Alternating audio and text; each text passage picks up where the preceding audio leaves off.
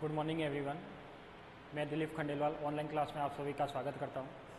अपन BSc semester first में mechanics and oscillation paper में unit number first chapter number third पढ़ रहे थे।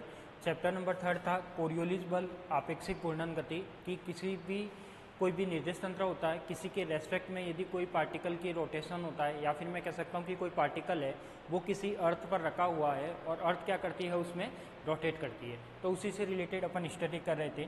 तो अपन ने देखा था इसमें कि इसमें रूपांतरण समीकरण निकाले थे कि जब भी कोई अपने पास पार्टिकल होता है वो यदि अर्थ के ऊपर रेस्ट में है, यदि कोई पार्टिकल अर्थ के ऊपर रेस्ट में है और उस पर निर्देश तंत्र की वजह से फ्रेम ऑफ रेफरेंस के कारण जो भी फोर्स वर्कआउट करेगा वो फोर्स क्या होगा, अपने पास अपकेंद्रीय बल होगा। यदि मैं कहता हूँ कि यदि कोई पार्टिकल मूव कर रहा है किसी अर्थ के सरफेस पर, तो अर्थ भी रोटेट कर रही है और वो पार्टिकल भी रोटेट कर रहा है, तो मैं कह सकता हूँ अर्थ के साथ पार्टिकल का रोटेशन होता है, तो वहाँ पर कोरियोलिस फोर्स वर्कआउट करता है और दोनों ही क्या होता है, इमेजिनरी फोर्स होता है। तो आज का जो अपना टॉपिक रहेगा वो रहेगा अपकेंद्रीय बल का प्रभाव। क्या रहेगा अपने पास? अपकेंद्रीय बल का प्रभाव देखना है कि इफेक्ट ऑफ सेंट्रीफ्यूगल फोर्स क्या होता है। तो सबसे पहले तो अपकेंद्रीय बल अपन ने देखा था, तो अपकेंद्रीय बल का मैंने एग्जाम्पल बताया था कि यदि कोई हॉर्स राइडर यदि किसी सर्कल में घूमता है, यदि कोई हॉर्स राइडर किसी सर्कल में घूमता है, उसे ऐसा लगता है कि मुझे कोई बाहर फेंकने की ट्राई कर रहा है। क्या लगता है उसे? कि मुझे कोई बाहर फेंकने की ट्राई कर रहा है। सेम एग्जांपल मैंने एक झूले वाला दिया था कि एक प्लेट आती है, उसमें छोटी छोटी गाड़ियाँ आती है और यदि मैं उस गाड़ी में बैठता हूँ और वो प्लेट भी क्या करती है, रोटेट करती है, और ऊपर से वो गाड़ी है वो भी एक दूसरे से रैंडमली क्या करती है, मूव करती है। तो मुझे इस तरीके का कोई फोर्स फील होता है कि मुझे कोई बाहर फेंकना चाह रहा है। क्या हो रहा है? मुझे कोई बाहर फेंकना चाह रहा है। यानी मेरे पर निर्देश तंत्र के कारण मैं किसी पोजीशन पे खड़ा हूँ और निर्देश तंत्र के कारण मुझ पर जो फोर्स फील होगा वो क्या होगा, आपका अपकेंद्रीय बल होगा। तो यहाँ पे अपन ने देखा था कि बल रूपांतरण समीकरण निकाला था, त्वरण रूपांतरण समीकरण निकाला था। तो बल रूपांतरण समीकरण में अपन ने देखा था कि F इज इक्वल टू क्या आया था, अपने F dash is equal to क्या आया था, F माइनस का जो टर्म आई थी F dash is equal to F minus का कोरियोलिस बल माइनस का अपकेंद्रीय बल। तो अपन ने तीनों टर्म को डिफाइन किया था। तो आज अपन एक एक टर्म लेके सॉल्व करेंगे और अपन को देखना है कि अपकेंद्रीय बल क्या होता है। तो फर्स्ट अपन देखते हैं कि अपकेंद्रीय बल पढ़ने से पहले मुझे ये पता होना चाहिए कि जो अर्थ का रोटेशन होता है, मुझे पता है कि जो भी अर्थ या पृथ्वी कक्षीय गति के साथ साथ चक्रण गति भी करती है, कक्षीय गति के साथ साथ चक्रण गति भी करती है, यानी ऑर्बिटल मोशन के साथ साथ स्पिन मोशन भी करती है।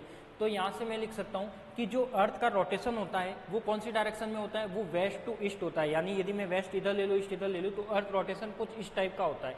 यानी उसका जो एक ज्योमेट्रिकल एक्सिस होगा उसके रेस्पेक्ट में वो क्या करेगी, रोटेट करेगी। तो उसी से रिलेटेड आज अपन मैथमेटिकल डेरिवेशन करने वाले हैं और ये वाला जो डेरिवेशन है बहुत ही इंटरेस्टिंग डेरिवेशन है, कंसेप्ट वाला है, लॉजिकल है। तो अपन बात करते हैं इसकी। तो अपन सबसे पहले देखते हैं कि अपकेंद्रीय बल के प्रभाव में क्या क्या इफेक्ट आता है या अपकेंद्रीय बल में क्या होता है। तो मैंने देखा है कि यहाँ पे अपन ने पढ़ा था कि अपकेंद्रीय बल क्या होता है। तो यदि ध्रुवीय निर्देश तंत्र में कण स्थिर अवस्था में उपस्थित हो, ध्रुवीय निर्देश तंत्र यानी एक तरीके से मैं स्फीयर मानूंगा, क्योंकि अर्थ का जो शेप है वो कैसे माना गया है, स्फीयर माना गया है। और मुझे पता है कि जब भी कोई स्फेरिकल की बात होती है तो उसका कोऑर्डिनेट सिस्टम यूज लिया जाता है, स्फेरिकल कोऑर्डिनेट सिस्टम यानी r, थीटा, फाई यूज लिया जाता है। अब मुझे पता है कि यहाँ पे जो फाई है वो क्या रहता है, इंडिपेंडेंट रहता है। तो यहाँ पे फाई की टर्म को मैं कांस्टेंट मान के हटा देता हूँ, तो क्या बचता है अपने पास, r थीटा। और मुझे पता है कि जो r थीटा का वेरिएशन आता है वो निर्देश तंत्र कौन सा बन जाता है, पोलर कोऑर्डिनेट। तो polar coordinate system spherical coordinate system का ही फॉर्म है। तो मैं कह सकता हूँ कि जहाँ पर मुझे r थीटा यूज करना है वहाँ पर मैं पोलर कोऑर्डिनेट यूज करता हूँ, जहाँ पर r थीटा फाई करना है वहाँ पर मैं स्फेरिकल कोऑर्डिनेट यूज करता हूँ। तो अपन ने लिखा है कि यदि ध्रुवीय निर्देश तंत्र में कण कहाँ हो, स्थिर अवस्था में उपस्थित हो, कण कहाँ हो अपने पास, स्थिर अवस्था में उपस्थित हो, तो कण पर निर्देश तंत्र के कारण कार्य करने वाला बल क्या कहलाएगा, अपकेंद्रीय बल कहलाएगा। तो मैं लिख सकता हूं कि यदि कोई कण स्थिर अवस्था में उपस्थित है तो कण पर निर्देश तंत्र के कारण कार्य करने वाला बल क्या कहलाएगा, अपकेंद्रीय बल कहलाएगा। और इस अवस्था में कोरियोलिस बल का मान क्या होता है, 0 होता है। केवल मुझे क्या पढ़ना है, अपकेंद्रीय बल का प्रभाव पढ़ना है। तो जब भी मैं अपकेंद्रीय बल का प्रभाव पढ़ूंगा यानी मैं पार्टिकल है वो रेस्ट में है, निर्देश तंत्र रोटेट करता है, निर्देश तंत्र रोटेशन के कारण या फ्रेम ऑफ रेफरेंस के रोटेशन के कारण जो पार्टिकल पर फोर्स एक्सपीरियंस होगा, फोर्स फील होगा, वही क्या कहलाएगा, अपकेंद्रीय बल कहलाएगा। If the particle is in a stable state in a polar reference frame, then the force acting on the particle due to the reference frame are called centrifugal force. यानी अपने पास centrifugal force की definition लिख रखी है कि वो कैसे वर्कआउट करेगा। In this situation the value of the Coriolis force will be zero. यदि मुझे सेंट्रीफ्यूगल फोर्स के बारे में बात करनी है तो कोरियोलिस जीरो होगा, यदि कोरियोलिस के बारे में बात करूंगा तो सेंट्रीफ्यूगल जीरो होगा। अब मुझे पता है कि पृथ्वी का यहाँ पे दे रखा है कि भूगोल के अनुसार पृथ्वी की जो चक्रण होता है, पृथ्वी की मुझे पता है कि पृथ्वी होती है वो कक्षीय गति के साथ साथ चक्रण गति भी करती है। तो मैं लिख सकता हूँ कि पृथ्वी की चक्रण की दिशा पश्चिम से पूरब की ओर होती है। कहाँ होती है? वेस्ट से ईस्ट की ओर होती है। तो मैं लिख सकता हूँ कि जो पृथ्वी के चक्रण की दिशा है वो कहाँ होती है? वेस्ट टू ईस्ट होती है। कहाँ होती है? वेस्ट टू ईस्ट डायरेक्शन में होती है। पृथ्वी की चक्रण गति का ज्यामितीय अक्ष होता है वो वाई डैश अक्ष होता है। यानी मैंने कह दिया कि ये आपका कोई वाई और वाई डैश अक्ष है और ऐसे अर्थ क्या कर रही है? रोटेट कर रही है। यानी ये इसकी क्या हो जाएगी? Spin motion. जैसे अपन को पता है कि इलेक्ट्रॉन घूमता है तो स्पिन मोशन कैसे होता है? चक्रण गति कैसे होती है? जब कोई एक अक्ष फिक्स हो और इस टाइप से वो क्या करे? रोटेट करे। तो ग्लोब भी आपने देखा होगा, कई सारे ऑफिसों में ग्लोब देखा होगा। ग्लोब का जो बीच वाला एक्सिस रहता है वो तो फिक्स रहता है और ग्लोब को इस तरीके से घूमता है। तो मैं कह सकता हूँ कि इस तरीके से वो घूमता है। तो जिसके कारण उत्तरी एवं दक्षिणी गोलार्ध, इसको गोलार्ध को ऐसे लिखना, गोलार्ध का क्या होता है? निर्माण होता है, या नॉर्थ पोल या साउथ पोल का निर्माण होता है। According to geography the direction earth rotation from west to east, earth का रोटेशन होगा वो वेस्ट टू ईस्ट होगा। And geometrical axis of earth rotation is Y Y dash axis, तो इसका जो बीच वाला एक्सिस होगा वो वाई वाई डैश होगा। और due to which the northern and southern pole hemisphere are form, तो अपने पास आधा पार्ट जो ऊपर वाला पार्ट है वो क्या कहलाएगा? नॉर्थन हेमिस्फीयर यानी उत्तरी ध्रुव कहलाएगा। नीचे वाला पार्ट है वो दक्षिणी ध्रुव कहलाएगा, या उत्तरी गोलार्ध कहलाएगा या दक्षिणी गोलार्ध कहलाएगा। तो लिखा है अपन ने कि माना कि पृथ्वी के लैम्डा अक्षांश, इसको कर देना लैम्डा, माना कि पृथ्वी के लैम्डा अक्षांश वाले किसी स्थान पर कोई कण उपस्थित है जो कि स्थिर अवस्था में उत्तरी गोलार्ध में है, इसलिए इस कण पर अपकेंद्रीय बल कार्य करेगा। क्लियर? तो सबसे पहले तो ये कैसे बनेगा इसका डायग्राम मुझे बनाना है।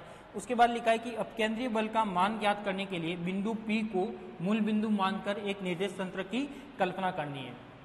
सबसे पहले अपन को एक अर्थ लेनी है। उसने बोला है कि पृथ्वी के लैम्डा अक्षांश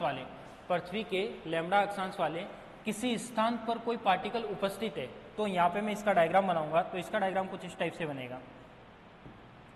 यदि मैं कहता हूँ क्या कि अपने पास कोई अर्थ बनानी है, तो सबसे पहले मैंने क्या बना दी? यहाँ पे ये अर्थ बना दी जो क्या है? एक स्फीयर शेप की है। अब मैंने यहाँ पे क्या कर दिया? इसका एक ज्योमेट्रिकल एक्सिस बना दिया जिसके रेस्पेक्ट में ये क्या करती है? रोटेट करती है। तो मैंने इसका ये वाला क्या ले लिया? कोई ज्योमेट्रिकल एक्सिस ले लिया। तो ये क्या हो जाएगा अपने पास? वाई वाई डैश हो जाएगा। क्या हो जाएगा अपने पास? Y Y dash. तो मैं लिख सकता हूँ कि ये वाली जो टर्म हो जाएगी वो क्या हो जाएगी अपने पास? इसको मैं लिख सकता हूँ क्या? वाई और वाई डैश उसका अक्ष हो जाएगा। अब इसका जो रोटेशन है वो वेस्ट इधर है, ईस्ट इधर है, यानी पश्चिम से पूरब इस तरीके से वो क्या करेगी? रोटेट करेगी। अब मैं कह सकता हूँ कि ये वाई और वाई डैश आ गया। अब इसने बोला है कि लैम्डा अक्षांश वाले किसी स्थान पर, लैम्डा अक्षांश कहाँ है? तो यहाँ पे मुझे एक लैम्डा अक्षांश बनाना होगा। तो यहाँ पे मैं बना लेता हूँ एक लैम्डा अक्षांश।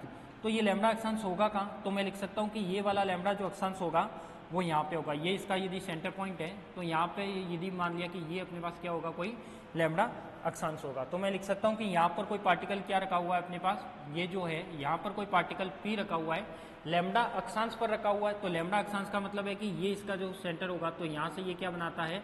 लैम्डा। इसका मतलब यहाँ से भी ये कोई एंगल बनाएगा लैम्डा। तो लैम्डा अक्षांश का मतलब है कि पार्टिकल का जो अर्थ का सेंटर पॉइंट है वहाँ से मैंने लैटिट्यूड के बेस पे लैम्डा कोई अक्षांश माना है और वहाँ पर क्या पार्टिकल रखा हुआ है? P। और P कैसा है? देखो यहाँ पे कोई यदि कोई कण उपस्थित है जो कि स्थिर अवस्था में है, स्टेबल स्टेट में है या रेस्ट में है, तो मैं कह सकता हूँ कि यहाँ पर पार्टिकल है वो कैसा है? अपना रेस्ट में है। फिर इसने लिखा है कि अपकेंद्रीय बल का मान ज्ञात करने के लिए सेंट्रीफ्यूगल फोर्स का, देखो यहाँ पे लिखा हुआ है कि सेंट्रीफ्यूगल फोर्स का मान ज्ञात करने के लिए मुझे क्या करना है? बिंदु P को मूल बिंदु मानकर एक निर्देश तंत्र की कल्पना करनी है। अब निर्देश तंत्र की कल्पना करनी है मतलब यहाँ पे मुझे कोऑर्डिनेट सिस्टम बनाना है। कहाँ पर? पॉइंट P पर। तो देखो यदि मैं कहता हूँ कि जो अर्थ का रोटेशन होता है वो ये होता है, ओमेगा कोणीय वेग से जो अर्थ का रोटेशन माना जाता है वो ये माना जाता है। और इसका यदि मैं ओमेगा निकालूँ तो आपको ओमेगा भी पता होगा। ओमेगा इज इक्वल टू कितना आता है? 2 पाई अपॉन में कितना आता है?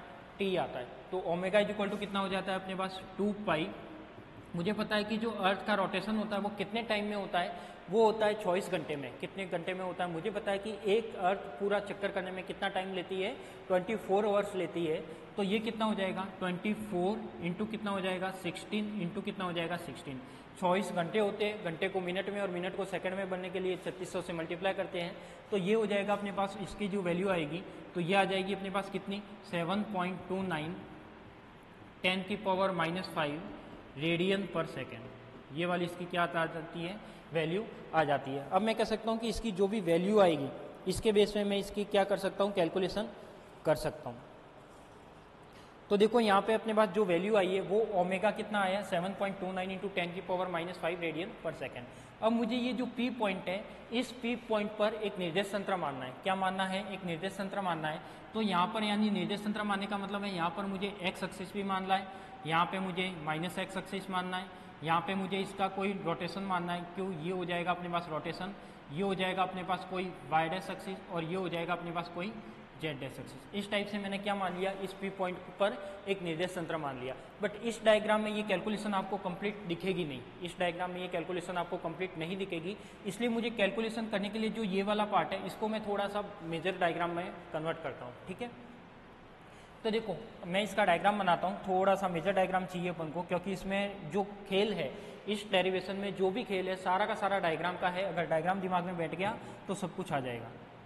तो सबसे पहले तो अपन क्या करते हैं, कोई अर्थ बना लेते हैं। सबसे पहले तो अपन क्या करते हैं, कोई अर्थ बना लेते हैं। तो यहाँ पे मैं अर्थ को तो छोटा से करता हूँ, अर्थ को ज़्यादा बड़ा नहीं करूँगा। तो ये मैंने क्या बना दिया, कोई अर्थ बना दिया। इसके बाद मुझे पता है कि यहाँ पे इसका एक ज्योमेट्रिकल एक्सिस बनाना है, जिसके रेस्पेक्ट में, तो यहाँ पर जो इसका ज्योमेट्रिकल एक्सिस है वो क्या हो जाएगा अपने पास, वो हो जाएगा ये वाला ज्योमेट्रिकल एक्सिस है, वो मैंने क्या मान लिया, ये मान लिया। और इसकी वैल्यू कितनी है अपने पास, y और y डैश है। क्लियर। इसके उत्तरी गोलार्ध में देखो, इसका उत्तरी गोलार्ध कौन सा है, यदि मैं इसको अर्थ मानता हूं तो ये वाला जो भाग है पॉजिटिव ऊपर वाला भाग, ये तो कहलाएगा उत्तरी गोलार्ध। क्या कहलाएगा अपने पास, उत्तरी गोलार्ध।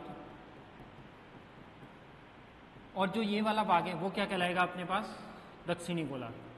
तो एक तो हो जाएगा अपने पास उत्तरी गोलार्ध और एक क्या हो जाएगा अपने पास, दक्षिणी गोलार्ध। तो एक तो हो जाएगा ये ऊपर वाला भाग उत्तरी गोलार्ध कहलाएगा, नीचे वाला भाग दक्षिणी गोलार्ध कहलाएगा। तो पार्टिकल को कहाँ मानना है अपन को, उत्तरी गोलार्ध में मानना है। उत्तरी गोलार्ध में मानने का मतलब क्या है अपने पास, मुझे पार्टिकल को कहाँ पे लेना है, कोई लैम्बडा अक्षांश पर लेना है। तो इसका लैम्बडा अक्षांश बना लो। कहाँ बनाओगे, इसका मैंने लैम्बडा अक्षांश कहाँ बना लिया, इसके जो सेंटर पॉइंट से होगा। मान लो कि इसका सेंटर पॉइंट यहाँ पे है, तो यहाँ पर मैंने क्या बना लिया, इसका कोई लैम्बडा अक्षांश बना लिया। जहाँ पर क्या रखा हुआ है आपका, पॉइंट पी रखा हुआ है। जहाँ पर क्या रखा हुआ है, पॉइंट पी।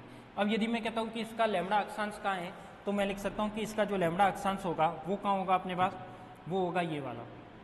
यदि मैं कह सकता हूँ कि इसका जो लैम्बडा अक्षांश है वो कहाँ होगा, तो वो हो जाएगा अपने पास ये वाला। यानी ये वाला इसका जो है, इसके साथ ये क्या बनाएगा, कोई लैम्बडा अक्षांश या कोई एंगल बनाएगा। तो मैं कह सकता हूँ कि ये इस पर क्या था, लैम्बडा। ये क्या था अपने पास, लैम्बडा। अब मुझे क्या करना है, पी पार्टिकल पर कोई निर्देश तंत्र लेना है। क्या लेना है मुझे, पी पार्टिकल पर कोई निर्देश तंत्र लेना है। तो देखो ये निर्देश तंत्र कैसे लोगे, अब पी पार्टिकल का मतलब है मुझे निर्देश तंत्र लेना है, तो उसमें एक्स भी होगा, वाई भी होगा, जेड भी होगा। तो ये किस फॉर्म में होगा, डैश की फॉर्म में। तो मैं लिख सकता हूँ कि एक जो अर्थ का फ्रेम ऑफ रेफरेंस होगा वो तो होगा एक्स वाई जेड की टर्म में, और जो मैं पार्टिकल पी ले रहा हूँ उसका जो फ्रेम ऑफ रेफरेंस होगा वो होगा एक्स डैश, वाई डैश और जेड डैश की टर्म में। तो यहाँ पे मैं क्या लेता हूँ, इसका निर्देश तंत्र लेता हूँ। तो ये क्या हो जाएगा अपने पास, यदि मैं कहता हूँ कि इसका एक्स एक्सिस लेना है, क्या लेना है मुझे, इसका एक्स एक्सिस लेना है। तो देखो इसका एक्स एक्सिस एक तो हो जाएगा अपने पास ये वाला, जो नेगेटिव में एक्स एक्सिस आएगा वो तो क्या हो जाएगा अपने पास, ये वाला। यहाँ से एक नेगेटिव का देखो, अब इसकी जो डायरेक्शन है वो मैंने ऐसे ले रखी है। क्या ले रखी है अपने पास, इस तरीके से डायरेक्शन ले रखी है। एक तरीके से ये आपका जो है वो नेगेटिव एक्स एक्सिस है, तो इसका जो पॉजिटिव एक्स एक्सिस होगा वो इस साइड होगा। तो मैं लिख सकता हूँ कि इसका जो पॉजिटिव एक्स एक्सिस होगा वो किधर होगा अपने पास, वो इस साइड होगा। तो मैं कह सकता हूँ कि ये वाला आपके पास क्या है, एक नेगेटिव एक्स एक्सिस है, और ये क्या हो जाएगा अपने पास, पॉजिटिव। यानी ये पॉजिटिव का एक्स एक्सिस हो जाएगा और ये वाला नेगेटिव का। और ये वाली जो डिस्टेंस है वो क्या है अपने पास, स्मॉल आर वेक्टर है। स्मॉल क्या है अपने पास, आर वेक्टर। अब मुझे पता है कि एक्सिस की डायरेक्शन तो ये वाली होती है, तो बिल्कुल एक्सिस की डायरेक्शन तो ये वाली है, बट पार्टिकल के जो डायरेक्शन बता रखी है यहाँ पे आर वेक्टर की, वो डायरेक्शन क्या है, ऐसे है। इसका मैंने नाम दे दिया ओ और इसका मैंने नाम दे दिया ओ डैश, और ये वाला क्या है अपने पास, एक्स एक्सिस है। अब यदि मैं कहता हूँ कि इसका ओमेगा कहाँ है, तो जो अर्थ का ओमेगा ये होता है, तो इस पार्टिकल पर ओमेगा कहाँ आ जाएगा, पर्टिकुलर एक स्ट्रेट लाइन में आ जाएगा जस्ट पार्टिकल के ऊपर। तो मैं लिख सकता हूँ कि जो उसका अर्थ का रोटेशन होगा, पार्टिकल अर्थ की वजह से पार्टिकल का जो रोटेशन होगा वो क्या होगा अपने पास, वो होगा ये वाला। यहाँ पे मैं मान सकता हूँ कि जो रोटेशन हो रहा है वो इस टाइप से हो रहा है, यानी क्या होगा यहाँ पे ये वाला जो पार्टिकल का है इस टाइप से वो क्या करेगा, रोटेट करेगा, यानी ये क्या हो जाएगा अपने पास, ओमेगा हो जाएगा। क्या हो जाएगा अपने पास, ओमेगा। अब मैं कह सकता हूँ कि यहाँ पे y और जेड एस बनाने, देखो x बन गया, माइनस एक्स बन गया। अब मुझे z बनाना है, क्या बनाना है, मुझे z बनाना है। तो z बनाने के लिए क्या करूँ, तो देखो z बनाने के लिए अपन डायग्राम ले सकते हैं। यदि मुझे z बनाना है तो z बनाने के लिए मैं लेता हूँ कोई भी एक्सिस। z बनाने के लिए देखो यदि ये जो लाइन जा रही है जो येलो वाली, इसकी मैं पैरेलल में क्या ले लेता हूँ, ये आपका क्या हो जाएगा, z एक्सिस हो जाएगा। ये आपका क्या हो जाएगा, z। तो मैं लिख सकता हूँ ये x डैश था, ये z डैश था। अब इसका y किधर होगा, x इधर आ गया, y इधर आ गया, तो ये वाला क्या हो जाएगा अपना, z हो जाएगा। तो ये वाला क्या, डायग्राम को अच्छे से समझना है, ये डायग्राम दिमाग में बैठ गया तो सब कुछ आ जाएगा, और डायग्राम नहीं बैठा तो कुछ भी नहीं आएगा। तो ये वाला इसका क्या हो जाएगा, x एक्सिस। तो ये वाला क्या हो जाएगा अपने पास, x एक्सिस। तो ये हो जाएगा आपका x डैश, ये y डैश, ये सॉरी ये x डैश नहीं है, ये y डैश क्या हो जाएगा अपने पास, y डैश। ये तो हो जाएगा y डैश, ये z डैश, ये x डैश, ये माइनस एक्स डैश। यदि ये z डैश है तो ये वाला क्या होगा, ये वाला कौन सी डायरेक्शन होगी, यदि मैं कहता हूँ कि ये वाला क्या है अपने पास, z डैश है, तो ये वाला क्या हो जाएगा, माइनस का z एक्सिस होगा। ये वाला y है तो ये वाला माइनस y होगा। ये वाला पॉजिटिव x है तो ये वाला माइनस x होगा। ठीक है, तो अभी तक तो अपन ने क्या माना, कोई अर्थ माना है, अर्थ का रोटेशन माना है, उसके उत्तरी गोलार्ध में लैम्डा अक्षांश पर कोई पार्टिकल p माना है। यदि ये लैम्डा है तो मेरे पास ये वाला भी एंगल कितना हो जाएगा, लैम्डा। कितना हो जाएगा, लैम्डा। अब ये लैम्डा है तो मैंने ये लैम्डा मान लिया एकांतर कोण होने की वजह से। अब मैं कह सकता हूँ कि जो पार्टिकल p था उस पर मुझे कोई फ्रेम ऑफ रेफरेंस बनाना था, तो फ्रेम ऑफ रेफरेंस बनाने के लिए क्या किया मैंने, इस साइड का मान लिया x डैश, इस साइड का मान लिया y डैश, और इस साइड का मान लिया मैंने z डैश। तो इस तरीके से मैंने क्या कर दिया, x डैश हो गया, y डैश हो गया, और साथ में क्या हो गया, z डैश हो गया। यानी ये तीनों डायरेक्शन हो गई, x डैश, y डैश और z डैश की। अब मुझे क्या करना है, x dash, y dash, z dash तीनों कर दिए। अब इसमें मुझे करना है इसके एंगल की बात। किसकी बात करनी है, एंगल की। देखो यदि मैं कहता हूँ कि इस ये लैम्डा था तो ये अपना लैम्डा हो गया। क्लियर, क्या था अपने पास, ये लैम्डा था तो ये अपना क्या हो गया, लैम्डा हो गया। यदि ये लैम्डा है, ये लैम्डा है, तो मैं कह सकता हूँ कि इसके बीच में बनने वाला एंगल कौन सा, ये कितना होगा, ये वाला जो एंगल निकालना है ये कितना होगा। तो मुझे पता है कि ये y डैश एक्सिस है, ये माइनस का z डैश एक्सिस है। तो मुझे ये पता है कि जो भी निर्देश तंत्र में जो एक्सिस होते हैं वो एक दूसरे के कैसे होते हैं, परपेंडिकुलर होते हैं। कैसे होते हैं, परपेंडिकुलर होते हैं। तो मैं कह सकता हूँ कि इसका y डैश एक्सिस और इसका माइनस z डैश एक्सिस, इसके बीच में एंगल कितना होगा, 90 होगा। कितना होगा, 90। 90 में से ये लैम्डा आ गया तो ये वाला जो एंगल है वो कितना बनेगा अपने पास, 90 माइनस का लैम्डा। कितना बनेगा, 90 माइनस का लैम्डा। अब मैं कह सकता हूँ कि इसके बीच का एंगल कितना, तो मुझे पता है कि ये टोटल 90 होता है। यहाँ से जो ये वाला एंगल है वो क्या है, 90। तो मैं कह सकता हूँ कि यदि ये 90 है तो ये क्या हो जाएगा, 90 माइनस लैम्डा, यानी 90 माइनस का क्या हो जाएगा, 90 माइनस लैम्डा, यानी ये क्या बन जाएगा अपने पास, लैम्डा बन जाएगा। क्या बन जाएगा, लैम्डा। ऐसे ही अपने पास जो ये वाला एंगल है, ये वाला एंगल कितना हो जाएगा, ये वापस कितना हो जाएगा, 90 माइनस लैम्डा। क्यों, y डैश और z डैश के बीच का जो एक्सिस होता है वो मुझे पता है कितना होता है, 90 माइनस का लैम्डा होता है। और यहाँ पे देखो अपने पास एंगल का कंसेप्ट क्लियर हो गया। यहाँ पे लैम्डा आ गया, लैम्डा अक्षांश पर कोई पार्टिकल रखा हुआ था तो यहाँ पर क्या हो गया, लैम्डा हो गया। लैम्डा अक्षांश यहाँ पर था तो यहाँ पर उसका एकांतर कोण बनेगा तो वो क्या हो जाएगा, लैम्डा हो जाएगा। फिर मैंने कहा है कि p पार्टिकल पर मैंने कोई निर्देश तंत्र मान लिया तो उसकी डायरेक्शन मानी कि अपने पास ये वाला जो एक्सिस है वो x है तो ये वाला माइनस एक्स कहलाएगा। अब इसमें जो स्मॉल r वेक्टर की डायरेक्शन है वो इस तरीके से ले रखी है, सरफेस के यानी ज्योमेट्री एक्सिस के क्या है, जो ज्योमेट्रिकल एक्सिस है उसके परपेंडिकुलर ले रखी है। किसके परपेंडिकुलर ले रखी है, ज्योमेट्रिकल एक्सिस के परपेंडिकुलर ले रखी है। ये वाला x डैश है तो ये माइनस एक्स डैश हो जाएगा, ये y डैश है तो ये इसके नीचे क्या हो जाएगा, माइनस का y डैश हो जाएगा। यदि ये z डैश है तो ये वाला अपने पास क्या हो जाएगा, जो येलो लाइन में आपको दिख रहा है वो क्या हो जाएगा, माइनस का z डैश। ये लैम्डा है तो ये लैम्डा हो गया, ये लैम्डा है तो ये दोनों के बीच में, दो एक्सिस के बीच का एंगल 90 होता है, तो ये वाला एंगल कितना हो जाएगा 90 माइनस का लैम्डा। और यदि ये दोनों के बीच 90 होता है तो ये लैम्डा हो जाएगा और ये 90 माइनस का लैम्डा हो जाएगा। क्लियर। अब मुझे ये देखना है कि इसके कुछ कंपोनेंट निकालने हैं। क्या निकालने हैं मुझे? इसके कुछ कंपोनेंट निकालने हैं। तो देखो डायग्राम सभी को क्लियर होगा और आपको अच्छे से दिख भी रहा होगा। अब मैं देखता हूँ इसके कंपोनेंट के बारे में। सबसे पहले लिखा हुआ है कंपोनेंट में क्या क्या निकालना है अपन को। ओमेगा का वाई डैश दिशा में घटक। देखो मुझे एक तो ओमेगा का घटक निकालना है और एक स्मॉल आर डैश का घटक निकालना है। किसका घटक निकालना है? मुझे एक तो निकालना है ओमेगा का और एक निकालना है मुझे किसका? आर डैश का। ये भी क्या है अपने पास? एक आर डैश है। एस डैश निर्देश तंत्र में बात होगी एक तरीके से। तो मैं लिख सकता हूँ, देखो ओमेगा का जो घटक है, ओमेगा अपने पास क्या है? ये वाला, यानी ओमेगा के रेस्पेक्ट में या ओमेगा वाला जो ज्योमेट्रिकल एक्सिस है उसके रेस्पेक्ट में अर्थ क्या कर रही है? रोटेट कर रही है। अर्थ क्या कर रही है? उसके रेस्पेक्ट में रोटेट कर रही है। तो मैं लिख सकता हूँ कि यहाँ पे जो ओमेगा था उसके लिए जो घटक होगा वो कितना होगा? तो मैं लिख सकता हूँ कि ओमेगा का वाई डैश दिशा में घटक। तो ओमेगा का वाई डैश दिशा में घटक, तो ओमेगा ये है और वाई डैश दिशा में घटक मुझे निकालना है। तो ये क्या हो जाएगा? इसका यदि मैं घटक लिखूँ तो क्या हो जाएगा? लैम्डा एंगल बना रहा है वाई डैश के कंपेयर में, तो इसका घटक हो जाएगा अपने पास क्या? जे कैप। कौन सा? प्लस का वाई की जगह उसकी यूनिट वेक्टर क्या आ जाएगा? जे कैप। साथ में क्या है? ओमेगा, तो ओमेगा और साथ में क्या हो जाएगा?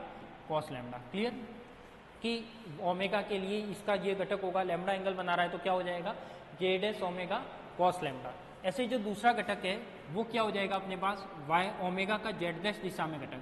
देखो ओमेगा ये वाला है और जेड डैश ये वाला है, तो इसका जो भी घटक होगा वो क्या होगा अपने पास? तो देखो ओमेगा का जेड डैश, यानी ये भी कोई एंगल बना रहा है और एंगल बनाता है वो कंसेप्ट होता है क्या? 90 माइनस लैम्डा। या फिर मैं डायरेक्ट ऐसे भी लिख सकता हूँ, ये लैम्डा बन गया, यहाँ कोई एंगल बन गया तो वो घटक कौन सा होगा? साइन थीटा होगा। या फिर मैं लिख सकता हूँ कि ये क्या हो जाएगा? जेड डायरेक्शन, तो जेड डायरेक्शन की जो डायरेक्शन आ जाएगी वो क्या आ जाएगी? के कैप ओमेगा हो जाएगा और कॉस 90 माइनस लैम्डा जो कि क्या बताएगा यहाँ पे? साइन लैम्डा बताएगा। ये क्या हो जाएगा अपने पास? ओमेगा का दूसरा घटक। तो एक तो घटक हो गया कौन सा? वाई डैश दिशा में, यानी ये ओमेगा था, ये एक घटक ये हो गया और एक घटक ये हो गया। यदि मैं इन दोनों की बात करूँ तो मुझे बताइए कि जो ओमेगा आया है वो क्या आ जाएगा? दोनों का सम होके आएगा, तो जे कैप आ जाएगा ओमेगा, ये सारा कैप में है, डैश में है, जे ओमेगा यहाँ पे हो जाएगा अपने पास क्या? कॉस लैम्डा प्लस का हो जाएगा अपने पास के डैश ओमेगा और साथ में क्या हो जाएगा? Sign lambda. तो एक इंपॉर्टेंट टर्म तो अपने पास ओमेगा वाली ये आ जाएगी।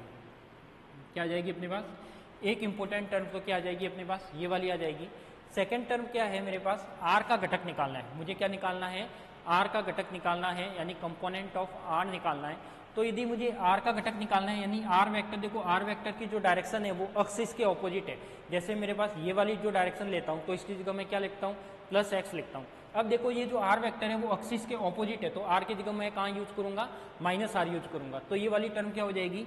आर का वाई डैश दिशा में घटक। अब पहले तो ये देखो कि आर डैश का घटक कहाँ कहाँ बनेगा। तो देखो आर डैश ये वाला है तो इसका घटक एक तो ये बनेगा और एक ये बनेगा। तो एक तो घटक बनेगा ये वाला और ये वाला क्या बता रहा है? Y cap. और वाई कैप क्या आ जाएगा अपने पास? जे कैप की टर्म में। तो मुझे बताए कि इसका जो भी घटक आएगा वो क्या आ जाएगा? जे डैश आ जाएगा। अब मुझे बताए कि यहाँ पे आर है तो आर की जगह क्या आना चाहिए अपने पास? माइनस का आर डैश आना चाहिए। तो माइनस का क्या आ जाएगा अपने पास? आर डैश आ जाएगा।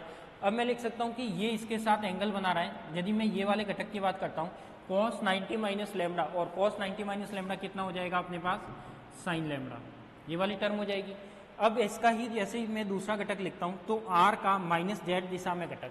तो देखो आर ये है और इसका माइनस जेड एक्सिस ये है, तो इसके रेस्पेक्ट में जो भी घटक आएगा या जो भी कंपोनेंट आएगा वो क्या हो जाएगा?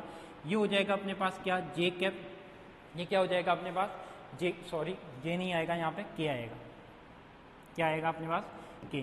तो ये क्या हो जाएगा अपने पास? माइनस का के कैप। क्यों? क्योंकि यहाँ पे जो एक्सिस है वो किस में है? माइनस वाला एक्सिस है।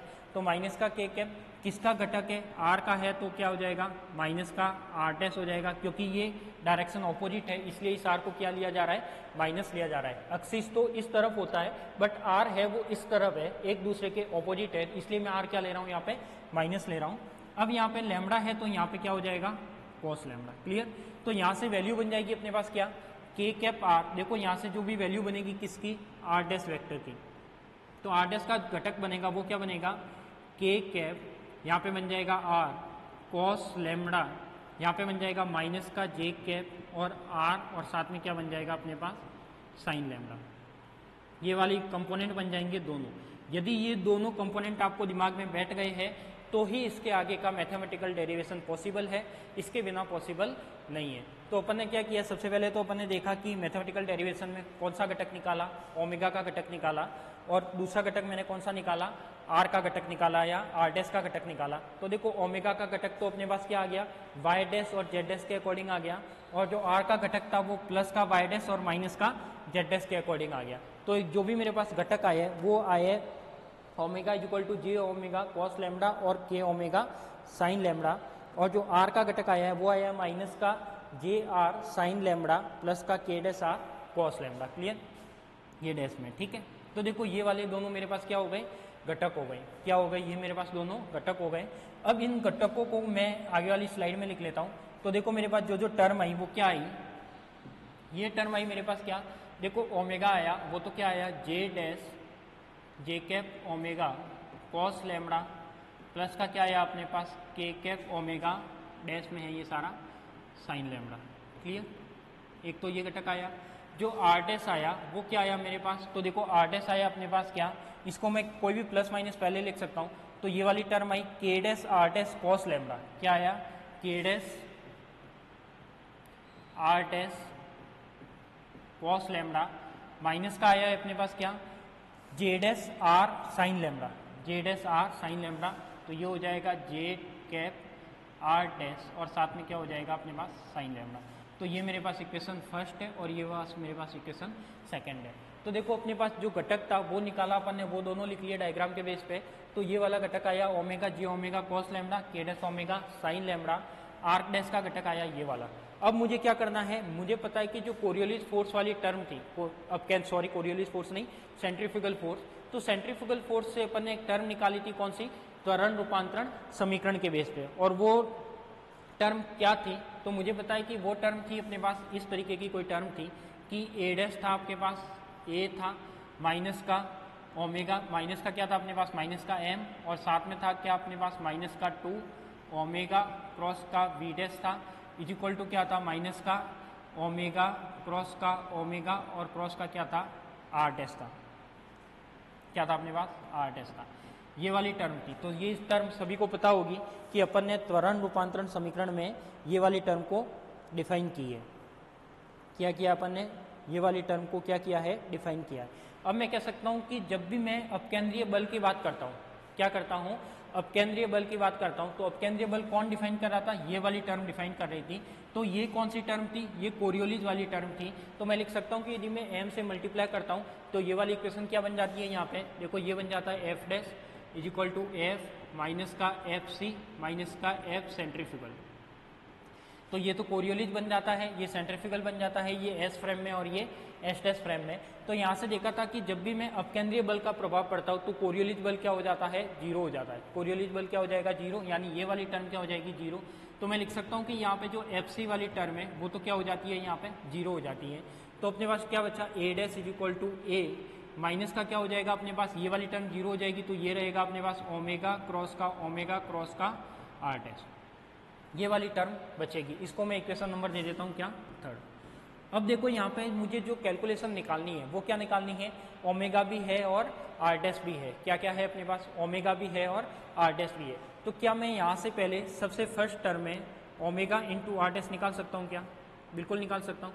तो देखो ओमेगा कितना था अपने पास, ये हो जाएगा J dash cap omega cos. इसमें देखो एक टर्म और करनी है डायग्राम में, इसमें क्या करना है अपना, जो ये डायग्राम था, देखो ये वाला डायग्राम, इस डायग्राम में एक कॉस निकालना है, यानी एक वैल्यू निकालनी है स्मॉल आर वेक्टर की, या इसका मैं कहता हूँ कि ओ डैश पी, कोई ट्राइंगल लेता हूँ, क्या लेता हूँ मैं, ट्राइंगल ओ डैश पी लेता हूँ। तो मैं लिख सकता हूँ, मैं यहाँ पे क्या करूँगा, ये जो आर आ रहा है इस आर की जगह मैं कोई वैल्यू निकाल के रखूँगा साइन या कॉस की टर्म में।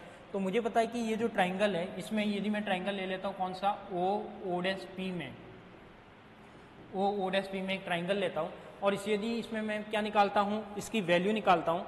तो इसकी वैल्यू क्या हो जाएगी अपने पास, यदि मैं निकालता हूँ क्या, इसका साइन लैम्डा, क्या निकालता हूँ मैं, इसका साइन लैम्डा निकालता हूँ या कॉस लैम्डा निकालता हूँ। तो मैं लिख सकता हूँ कि यदि इसका कॉस लैम्डा आएगा तो वो क्या आ जाएगा, आधार बट्टा कर्ण, आधार बट्टा कर्ण। तो मैं लिख सकता हूँ कि ये तो इसका परपेंडिकुलर है तो कर्ण तो ये हो जाएगा, तो कर्ण में तो क्या हो जाएगा अपने पास आर, और इसमें ये वैल्यू क्या हो जाएगी, आधार क्या हो जाएगा, आधार ये वाला, ये परपेंडिकुलर है तो मैं लिख सकता हूँ कि आधार क्या हो जाएगा ये, यानी R dash is equal to मैं क्या लिख सकता हूँ, आर कोस लैम्बडा लिख सकता हूँ। तो जहाँ जहाँ मेरा आर डैश आया है आर डैश के कंपोनेंट में, वहाँ पर मैं क्या यूज कर सकता हूँ, आर कोस लैम्बडा यूज कर सकता हूँ। तो मुझे आर डैश की जगह क्या यूज करना है, आर कोस लैम्बडा। तो मैं लिख सकता हूँ कि जो ये आर डैश वाली टर्म है इसको मैं लिख सकता हूँ कि के कैप आ जाएगा, यहाँ पे क्या आ जाएगा आर, और यहाँ पे आर डैश की जगह मुझे क्या यूज करना है, कॉस लैम्बडा। तो ये वाली टर्म बन जाएगी कॉस स्क्वायर लैम्बडा, माइनस का हो जाएगा अपने पास जे कैप, इसकी जगह हो जाएगा आर कॉस लैम्बडा, और साथ में क्या हो जाएगा साइन लैम्बडा। यानी इक्वेशन नंबर 2 आप इसे दे देना, किसे दे देना, इक्वेशन नंबर 2 इसे दे देना। तो ये क्या हो जाएगा अपने पास, साइन लैम्बडा क्या हो जाएगा, इक्वेशन नंबर 2। तो अपने पास देखो अपन ने क्या क्या निकाला, एक तो निकाला अपन ने एक आर घटक, एक निकाला ओमेगा का घटक, एक अपन ने जो डायग्राम में बात की वो बात की। अब इसके आगे की जो कैलकुलेशन है वो अपन जस्ट इससे आगे वाली क्लास में करेंगे कि अपने पास ये ओमेगा है वो कैसे निकलता है। तो सबसे पहले मैं क्या करूँगा, ये ओमेगा इंटू आर निकालूंगा, फिर ओमेगा का मल्टीप्लाई करूँगा, इस टाइप से ये क्या होगा, सॉल्व होगा। क्लियर, ठीक है। तो अभी मिलते हैं अभी नेक्स्ट क्लास में, उसमें अपन इस डेरिवेशन को क्या करेंगे, सॉल्व करेंगे।